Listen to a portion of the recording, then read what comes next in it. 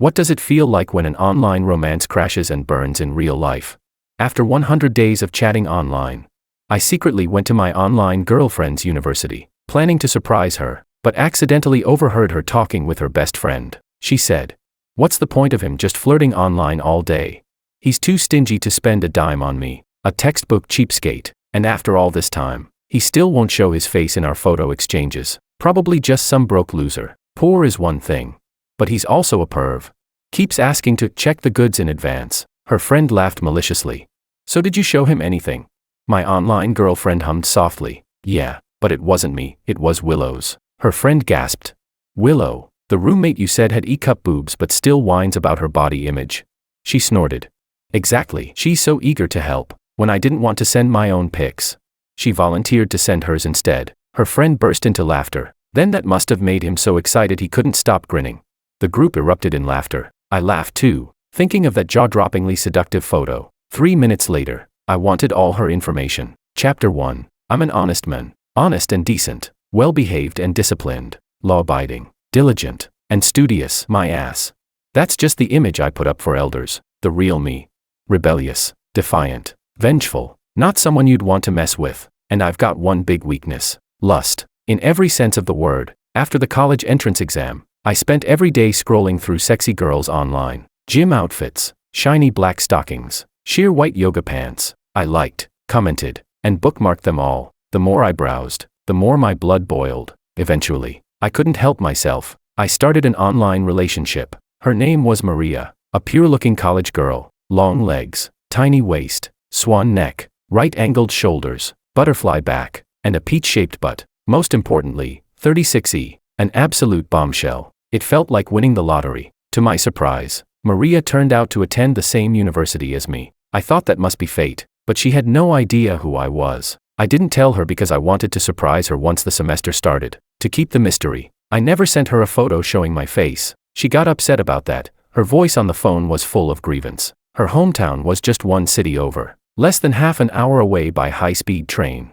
After thinking it through, I decided to go meet her in person. Chapter 2. During the honeymoon phase we reported everything to each other. Even where we were eating with friends, we'd send a message to let the other know. So I didn't need to pry words out of her. I followed the navigation and easily found the snack stall where they were sitting. Out of the dozens of roadside tables I spotted Maria at once. She was even prettier in person than in her photos. It was high summer and even the wind felt hot. When it hit me my mood flared. I steadied my breathing and was about to approach. But I heard Maria roll her eyes and sneer. "What use is just saying you like someone? That's all empty talk. He won't even transfer me money for holidays, a textbook cheapskate. And after all this time of online dating he still won't show his face in photos. He's probably just a broke loser." My step faltered. The thrill in my chest ebbed like a receding tide. Then Maria added, "He's just a backup." How could I actually fall for him? Listen, high-quality girls must keep lots of backups, so we can be sure to pick a high-value guy. She snorted. Being poor would be one thing, but he's a perv, insisted I take photos for him. I bit my lip. My fists tightened without me realizing it. She'd been boasting about how forward she was, baiting me to ask if I wanted to see. Why not take a look if offered? Who would refuse? Now she was acting like she'd been forced into it. Amid the teasing laughter someone asked, "So did you show him?" Maria hummed and said lightly, "Not mine, it was Willow's." Shock rippled through them. One girl said, "The roommate you mentioned last time, the one with E-cups who says she's anxious about her figure." Maria pressed her lips together. "Yeah, Willow's really helpful." When I refused to take pics of myself, she offered to send hers instead. The table fell silent for a beat, then burst into laughter. Someone said, "Unbelievable, so this relationship looks like two people on the surface, but it's actually two people plus an extra cup size." More peals of laughter followed. Maria frowned and said, "What relationship? I told you he's just a backup. At best he deserves to be treated like a dog. Once the summer break's over I'll kick that broke loser to the curb." Hearing Maria say all that didn't hit me as hard as you might expect. Right then my mind was full of that shocking photo. What was her name again? Oh, right, Willow. Chapter 3. I sat on the high-speed train heading home, scrolling through Maria's social media feed. But that girl was so self-absorbed, her posts were nothing but selfies. Not a single picture of anyone else. I sighed. Looked like if I wanted to know what Willow looked like, I'd have to wait until school started. I felt a flicker of disappointment. Then opened another app to scroll through videos of pretty girls. Just before the train reached my stop, I stumbled upon a campus interview clip. The title read, "Who's the most beautiful girl on campus in your opinion?" I wasn't that interested and was about to swipe away, when I suddenly heard the name Willow. At that exact moment, the train's arrival chime rang. As I walked out, I turned up the volume on my earbuds. After listening a few times, I was sure I hadn't misheard, and the school name matched too. Then I thought of that unforgettable photo again. So the campus beauty, Willow, turned out to be quite bold behind the scenes. Chapter 4. As the semester approached, Maria grew colder and colder. She took days to reply to my messages. I gritted my teeth. If she weren't still somewhat useful to me, I'd have deleted her long ago. That night, staring at our one-sided chat, I stubbornly sent her another meme. This time, she actually replied quickly. She said, "I think we're not really suitable for each other. We can be friends, but not lovers." I was lying in bed watching dance videos of beautiful women when that message popped up, and my eyes lit up. Finally, I'd been waiting for this moment. Grinning, I typed back, "Why, did I not do enough? I can change." "Okay, I'm sorry, JPG," Maria replied. "No, don't overthink it. It's my problem," I sneered. Classic manipulative breakup script, zero creativity. After silently mocking her, I continued playing the role of the simp. I wrote, "You don't have to comfort me. I know I don't deserve a girl as amazing as you. You deserve someone better. I wish you happiness." Maria froze. Her heart gave an odd twitch. After a while, she replied, "You're a good guy. Be more confident. I'm the one who let you down." Then she added, "If you have any requests, tell me, I'll agree to them." That got my attention. I sat up straight and immediately called her. When she picked up, I sighed first, letting my tone carry a hint of sorrow and humility. I asked softly, "You'll really agree to anything I ask?" Maria answered seriously, "Yes. I kind of know your situation. You don't come from money and you're not very confident about your looks. But that doesn't matter to me. If you want to see me, I can meet you right now." I cut her off mid-sentence, then introduced me to a new girlfriend. I was tired of listening to her nonsense and went straight for it. Maria froze. 3 seconds later, she stammered, "Huh?" Chapter 5. I sighed and said, "Maria, honestly, from the moment I saw your photo, I knew we were never meant to be. You're so beautiful. How could someone like you ever like an ordinary guy like me? Being your friend is already more than enough for me." Maria had been ready to explode at me, but those words instantly cooled her down. Her vanity was satisfied, and guilt crept in to fill the space it left. So she said, "George, don't look down on yourself. You're a good guy.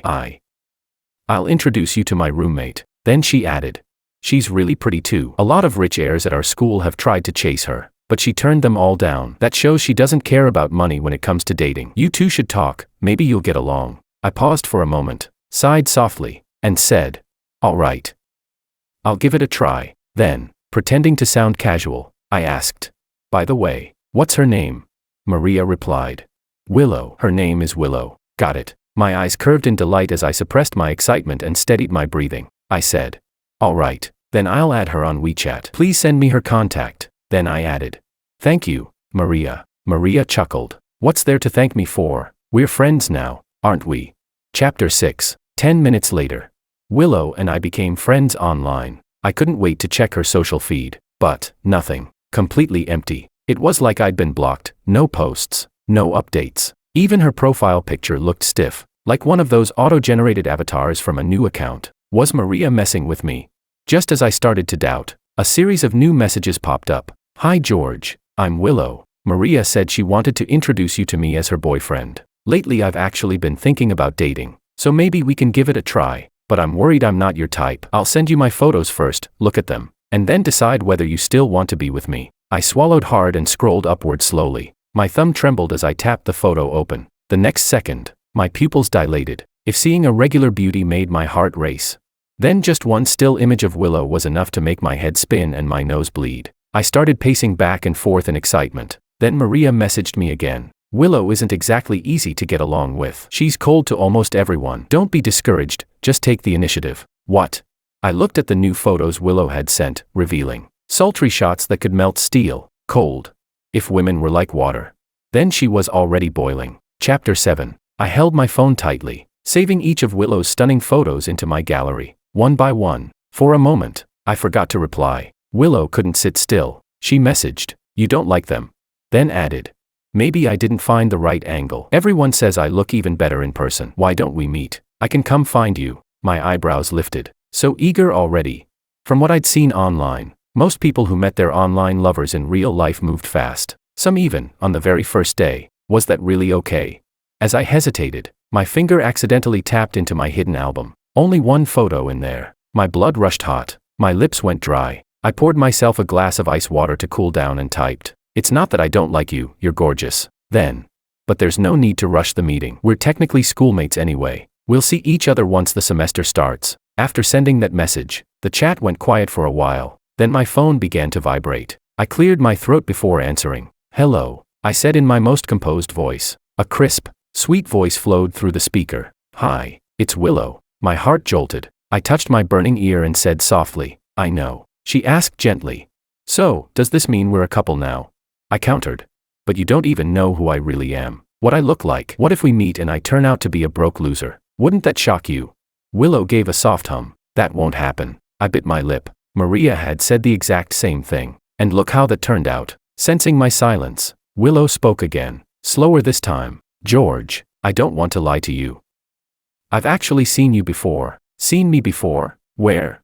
Someone like Willow, I'd definitely remember if I had. My mind spun. But before I could ask, she continued. "The reason I wanted to make things official so quickly is because I know you went to Cydia recently. I guessed you were there to find Maria." I blinked, completely confused. "She didn't even know I went to see her," I said. "How could you know?"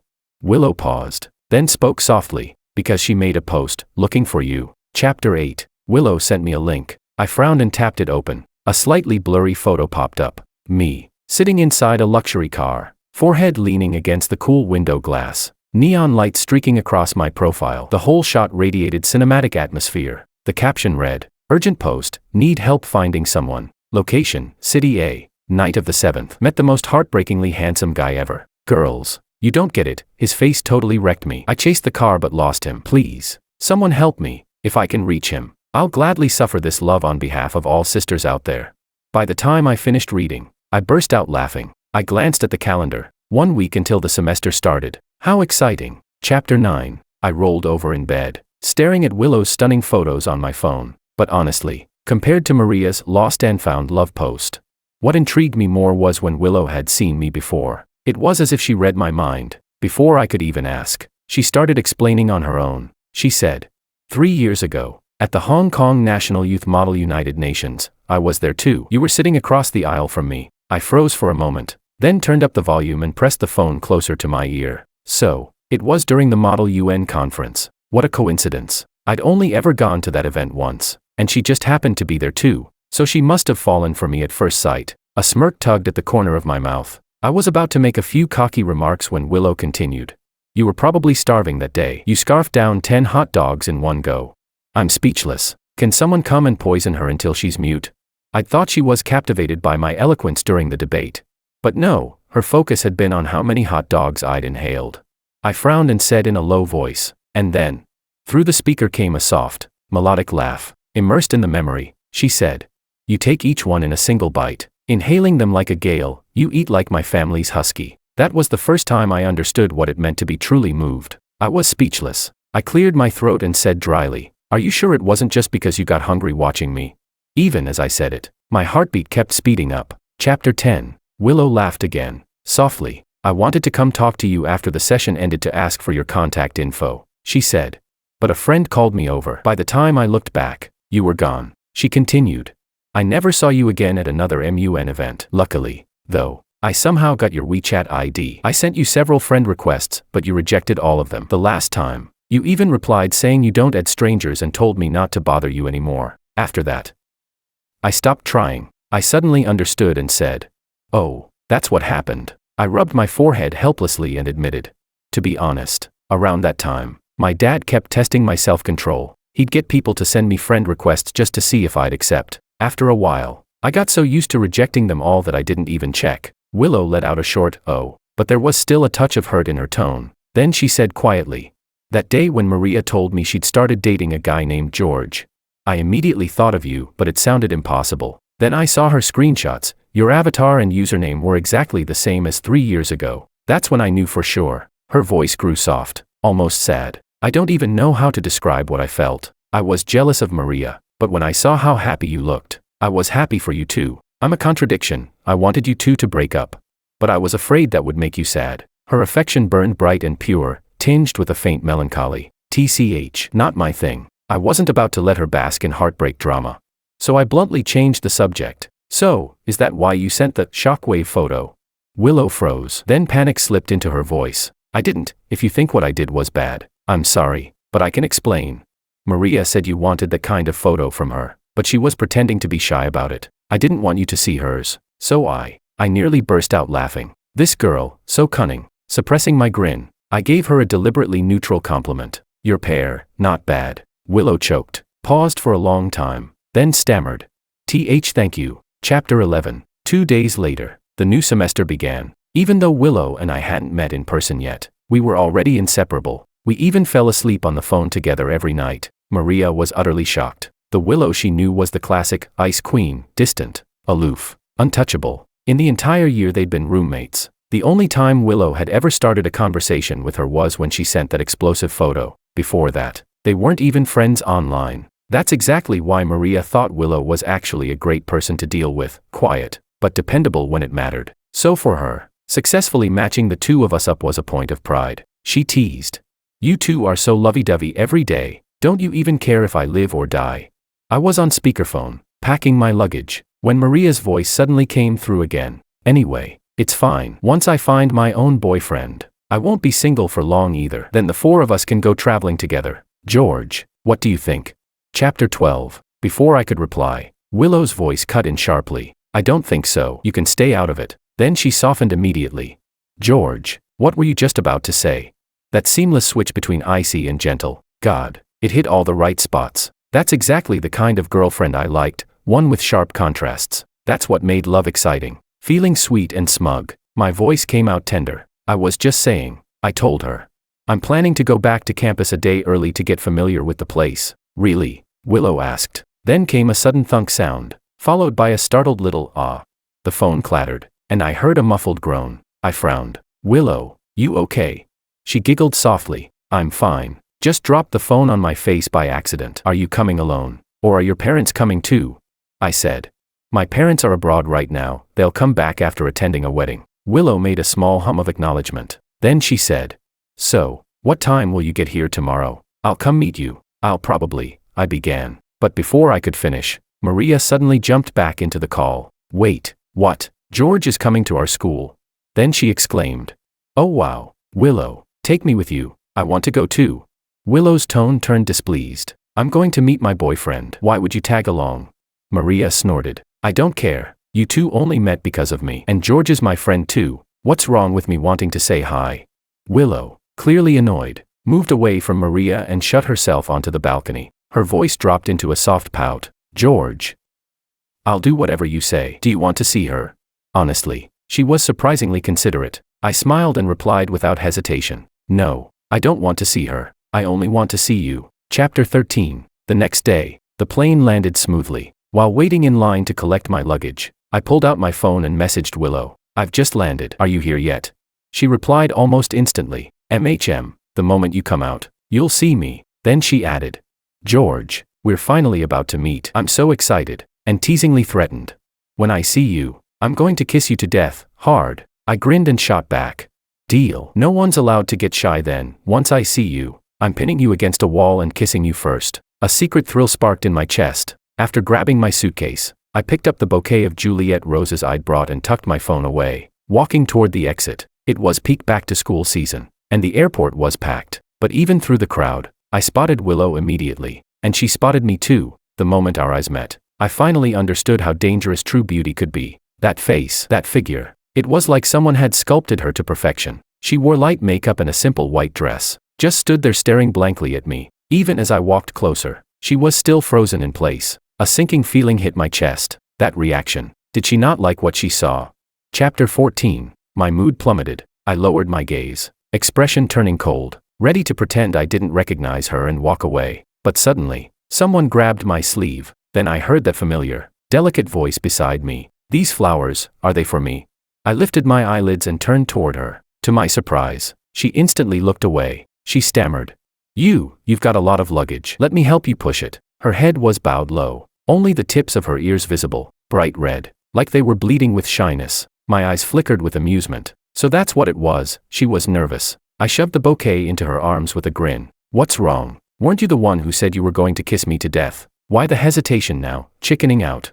Willow froze, face flushing scarlet. I did not. When did I ever say that? But I wasn't about to let her off easy. I slipped one hand around the back of her neck, the other settling on her waist, and pulled her firmly into my arms. Because of our height difference, the top of her head rested just under my chin. Her heartbeat was rapid, pounding like a drum beneath her ribs. My hand on her waist tightened slightly. If you're too shy to kiss me, I murmured, then I'll just have to kiss you. She lifted her gaze to mine, breath quickening. That faint, sweet scent of hers drifted up to my nose, and even the air between us seemed to heat up. Travelers passed by in a hurry, some glancing our way. Willow's pride seemed to ignite. She tilted her head up, lips pressed together, and whispered, "Then do it." My breath hitched. I swallowed hard. I was just leaning down when a voice suddenly shouted behind me, "Ugh, I'm exhausted." "Willow, you're so mean. How could you ditch me to meet George all by yourself?"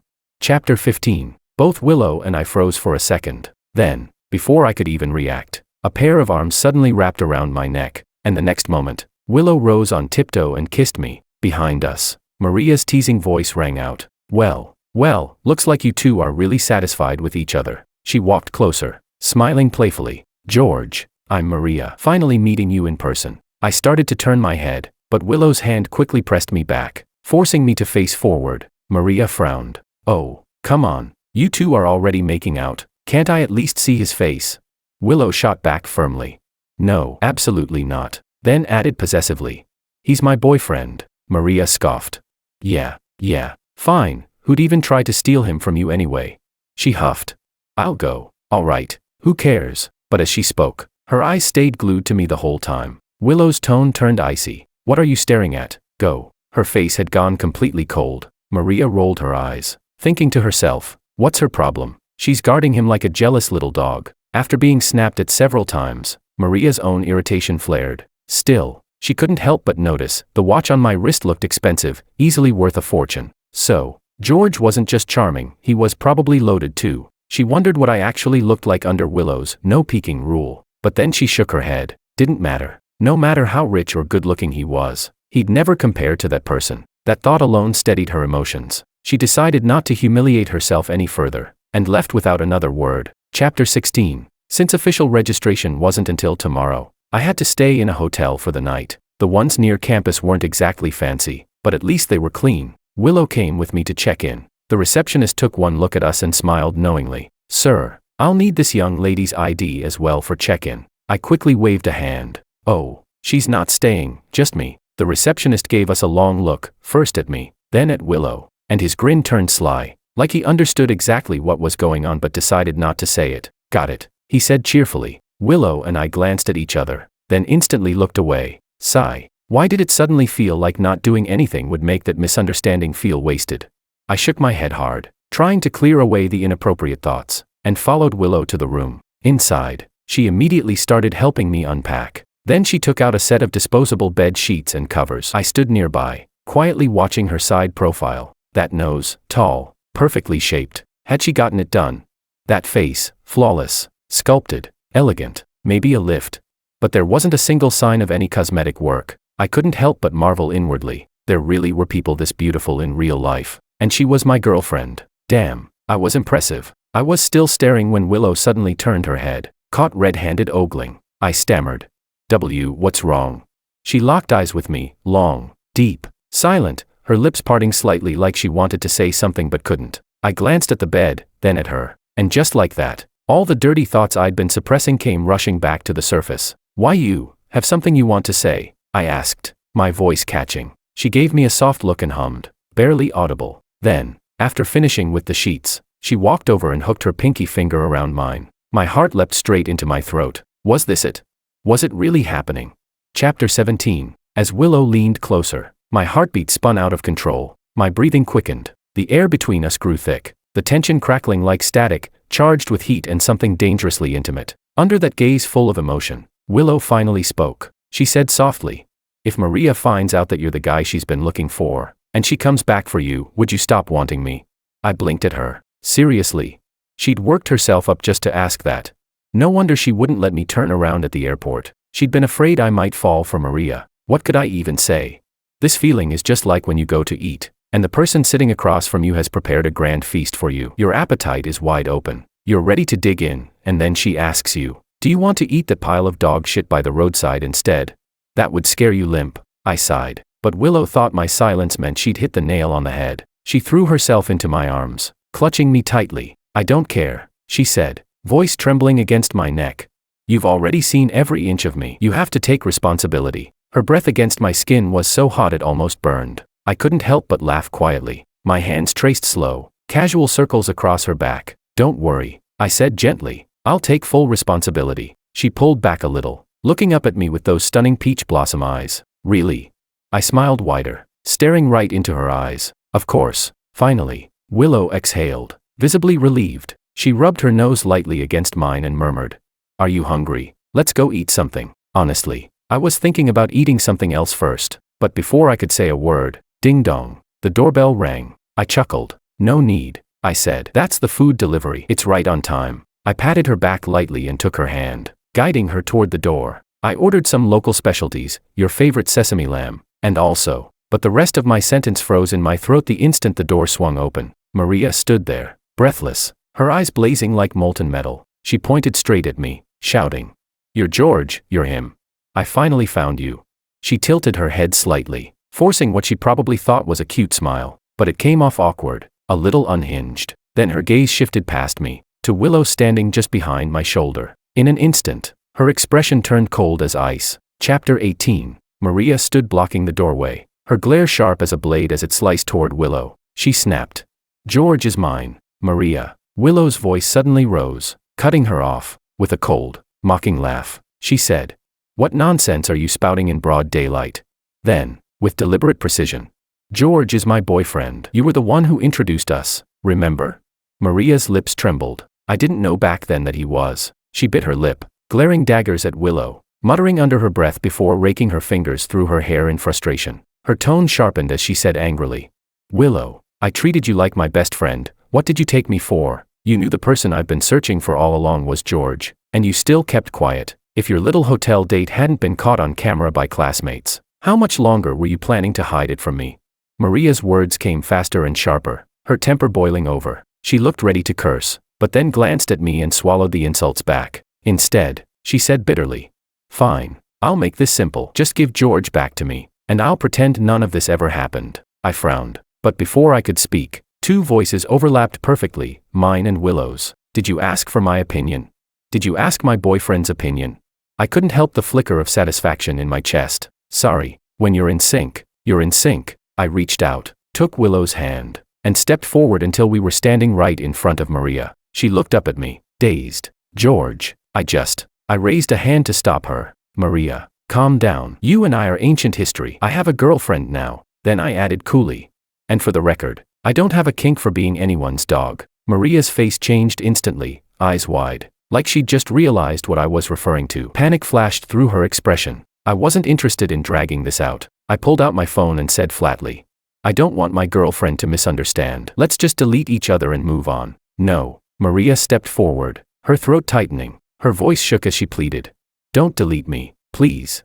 But by the time the words left her mouth, I'd already pressed the red button. Maria stared blankly at her screen, watching her contact vanish from my list. Her eyes reddened instantly, tears brimming as she choked out, "George, I mean it. I really, really love you." Before I could respond, Willow shoved her hard, snapping, "Do you have no shame?" She'd held back long enough. If it weren't for keeping up appearances, she'd have cut Maria off a dozen sentences ago. Just as she raised her hand to slap her, I caught her wrist and gave a small shake of my head. Willow bit her lip, said nothing, and finally lowered her hand. Maria's eyes brightened for a moment. She thought I was protecting her. "George," she said, voice trembling, "I knew it. You still care about me." "You can't," I interrupted coldly. "I just don't want my girlfriend's hands getting dirty." My tone hardened, my gaze like frost. "As for you, I don't pity you. I find you ridiculous. Weren't you the one telling everyone that I was just a broke loser, a backup, a simp you wanted to dump? Well, congratulations. That's exactly what you did. So why are you crying now?"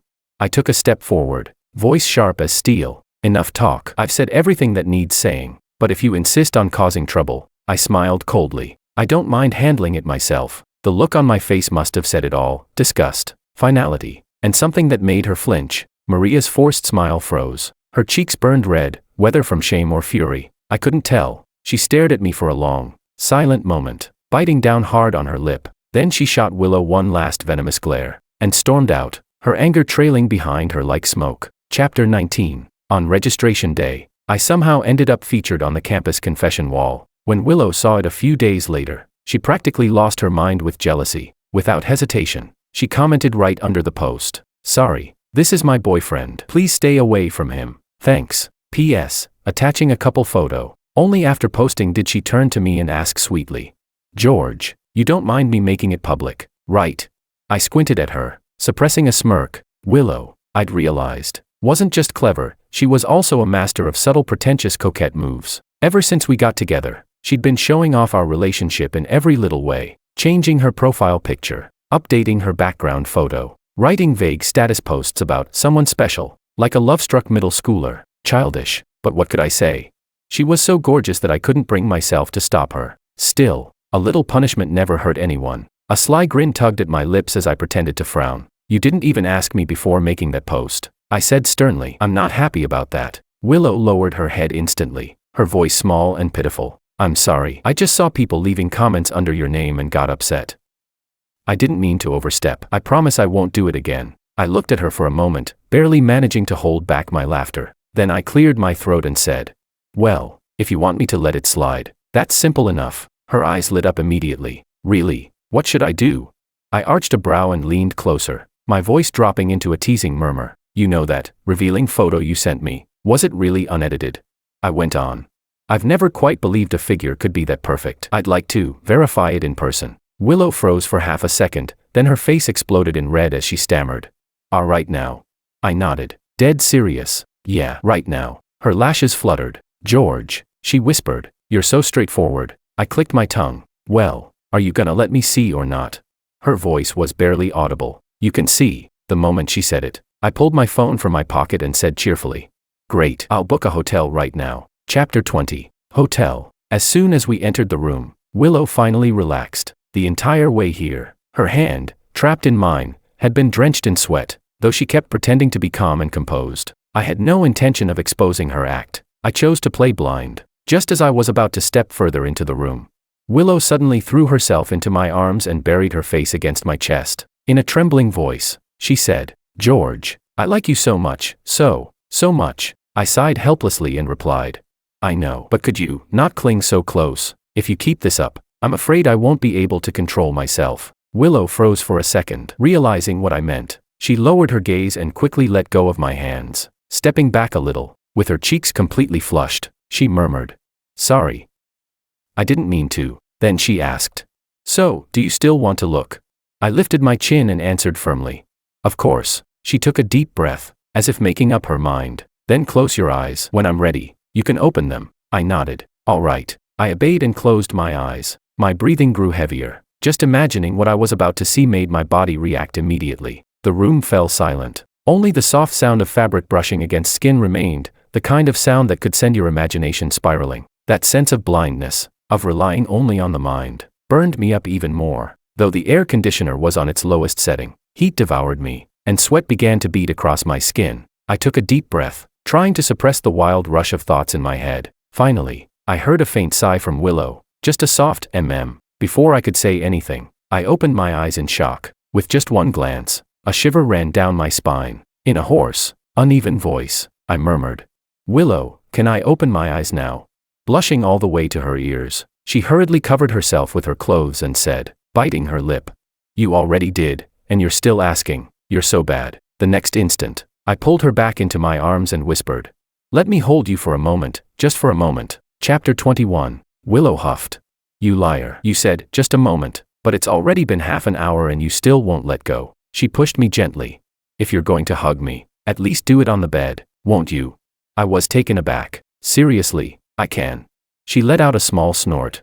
My legs just fell asleep. Don't get any ideas. But before she could finish, I had already lifted her into my arms and laid her down on the bed. Then, with gentle movements, I began to massage her calves. "I'm not thinking anything improper," I assured her softly. "Relax. I won't do anything without your consent." She pressed her lips together, saying nothing. We stayed like that, wrapped in each other's arms, until we both fell asleep. In the middle of the night, the heat kept me restless. I tossed and turned, unable to sleep. Half asleep, I heard footsteps, the sound of a zipper, fabric moving, and then, a touch. I frowned and opened my eyes. At that instant, my pupils widened. Willow was half kneeling beside the bed, tying her hair up while gazing at me with eyes full of desire. With a teasing smile, she said, "I never said I disagreed." Seeing my stunned expression, she slid her fingers down to my belt and murmured, "That means, you can do whatever you want." A shiver shot through me. Willow was being incredibly seductive. And me, am I supposed to be made of stone in the face of such temptation? Of course not. With such beauty so close, hesitating even a second would be an insult to the dopamine rushing through my veins. So, let the feast begin. Chapter 22. 2 hours later, Willow placed her soft hands on my chest and said, "I'm thirsty, move aside. I want some water." I immediately saw through her little scheme, grabbed her hands, and said, "Call me husband, and I'll let you go get water. Deal?" Meeting her alluring eyes, she finally whispered, "Husband." My pupils constricted slightly. With a little strength, I scooped her up in my arms and said, "Good girl, wife. Your husband will carry you to get water." Willow was speechless. Chapter 23. After the semester officially started, I had so many classes that Willow and I saw each other less and less. Every time we parted, she would always linger for a long time. My roommate couldn't stand it anymore and mocked, "You two see each other every day. Who are you trying to impress with that tragic farewell act?" It wasn't the first time he had taken shots at me. Ever since he started dating Maria, he had all sorts of problems with me. I'm not someone who takes things lying down, so of course, I wasn't going to let him insult me for free. Frowning, I said, "Sorry, my girlfriend just happens to be clingy, unlike your drama queen girlfriend who throws a tantrum every other day. You son of a..." My roommate was speechless, his face turning pale with anger. I couldn't be bothered with him. I went back to my bed and messaged Willow, "I've found a place. If you're okay with it too, we can move in as soon as possible." Willow replied quickly, "I'll listen to whatever my husband says." Chapter 24. On the day I moved out of the dorm, I ran into Maria, or more accurately, she blocked my way. Behind the library, near the artificial rockery, Maria grabbed at me, insisting I give her an explanation. I sighed and said, "If you've got something to say, fine, just let go first." "Okay." But she refused to release me, glaring as if she might bite at any moment. Her lips pressed into a thin line as she asked, word by word, "Are you really going to live with Willow?" I frowned. "What does that have to do with you? Who are you to question me? What right or identity do you think you have?" She grew more agitated, her voice rising to a sharp pitch. Why? Why did you choose her?" Maria's eyes reddened. "What does she have that I don't?" At some point, a chain appeared in her hand. I froze, completely confused. Then, to my shock, she fastened the chain around her own neck. She handed the other end to me and said, "I can be good, please. Look at me, won't you?" She added, "I won't ruin your relationship." Then she whispered, "Please, master." I was stunned. A chill crawled down my spine, goosebumps breaking out all over. Maria still thought it wasn't enough. She slipped off her outer jacket, revealing something quite different underneath. She said, "You always liked girls with good figures, didn't you? Look, I'm not that bad either." Seeing her like that, I acted on instinct, raised my hand, and with a sharp smack, my palm landed hard across her face. Her cheek immediately swelled up. Word by word, I told her, "Didn't I already warn you? If you keep pestering me, I won't hesitate to use force." But Maria, as if she'd lost her mind, begged me to keep hitting her. I was utterly speechless. This madness went on until I finally called the police. When they arrived, they had to physically take her away. After I told Willow everything, she looked disgusted. What the hell is wrong with her? I never noticed she had that kind of twisted kink before. She hugged me tightly, saying, "You've been through so much, honey. I won't forgive her for this." She kept repeating, "I'm sorry." Willow was deeply remorseful, convinced that if she hadn't gone early that morning to set up our new place, she would have noticed Maria's behavior and prevented the whole thing. Maria was first taken to the hospital to treat her facial injuries, then brought in for questioning. Because she was a girl, the school wanted to keep things quiet, but Willow made sure that didn't happen. She pulled some strings and had the whole bizarre story spread around. Soon, everyone knew. Maria's pride and vanity shattered completely. Everywhere she went, people whispered and pointed fingers. Unable to bear the humiliation, she dropped out shortly after. Before leaving, she'd tried asking around about me, but I only heard that much long after the fact. From then on, she vanished from my life. That unsettling online romance episode finally ended for good. With that annoying fly gone, my college life with Willow was so sweet it could make a person cry. The cold and untouchable goddess image she once had shattered completely in front of me. There was nothing pure or restrained left. Now she was basically the reincarnation of a clingy sweetheart, and I, of course, Was happily enjoying every minute of it. Time flew by quickly. Before we knew it, we were seniors. Unlike other couples who broke up in their final year, we never had that anxiety. We'd already made our plan to stay together and pursue our master's degrees at the same university. Willow was still my exclusive little attachment, only now she wore the title with pride. After all, we were basically an old married couple by now. One lazy, sun-drenched weekend afternoon, we curled up together at an outdoor table of the Lakeside Cafe on campus. She held a cup of hot cocoa, sipping it slowly in tiny gulps. The sunlight traced a soft golden outline around her hair, making her look as breathtaking as ever. She idly picked up my phone and started scrolling. Somehow, she stumbled upon my hidden album. There was only one photo inside, that photo, the explosive one from back then. Willow froze for a moment. Then her entire face flushed scarlet in an instant. Fuming, she puffed up her cheeks and demanded, "Why do you still have this photo?" Her tiny pink fists began raining harmless blows on me. Laughing, I caught one midair, pulled her gently into my arms, and rested my chin on the top of her head. The scent of her hair filled my senses, and a deep, quiet happiness settled in my chest. I said, "Of course I kept it." That was the key evidence of my successful transition from an online romance to real life, and the beginning of how I managed to steal away the cold, untouchable campus goddess. Such an important historical artifact deserves careful preservation and regular appreciation. The girl in my arms went silent for a few seconds. Then came her playful, sulky voice. "I don't care. I'm giving you two choices. Either you admire the photo or you admire the real thing. You can only pick one." I burst out laughing, tightening my arms around her. "Only children make choices," I said. "I'm taking both." Extra. 6 years later, that night, I finished my shower and warmed a cup of milk for Anna. Just as I reached her door, I heard her say, "When I grow up, I want to be like Mom and drive away those scummy women who pester Dad." Willow said, "No." The woman in the room wagged her index finger from side to side and, with a serious look, said, "It's enough for Mom to drive away those scummy women who pester Dad." Anna protested, but Willow replied, "Anna, don't always try to compete with Mom for Dad, or I'll smack you." I let out an helpless laugh. Her, still so childish,